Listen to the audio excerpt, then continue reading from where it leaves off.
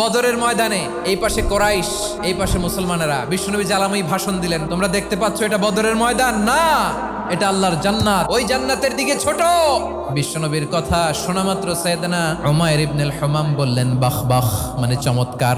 বিশ্বনবী বললেন মা ইয়াহমিলুকা আলা কওলিকা বাখ বাখ ইয়া উমাইর, আমার এই কথা শুনে তুমি কেন বললা বাখ বাখ? ইয়া রাসূলুল্লাহ, আপনার এই কথা শুনে আমি বড্ড খুশি হয়েছি, আর আমি প্রত্যাশা করছি আমি যদি ওই জান্নাতের মালিক হতে পারি তাহলে কতই না ভালো হতো। সুবহানাল্লাহ বলেন। বিশ্বনবী বললেন উমাইর আনতা মিন আহলিহা, তুমি ওই জান্নাতের অধিবাসী, তুমি জান্নাতি। উমাইর চিন্তা করলেন আমি জান্নাতি, নবীর মুখ দিয়ে যখন বেরোইছে ওই জান্নাতে তো আমার ঢুকতেই হবে, কিন্তু হাতে 3টা খেজুর খেয়ে যদি জেহাদের ময়দানে যাই তাহলে জান্নাতে যেতে তো দেরি হয়ে যাবে।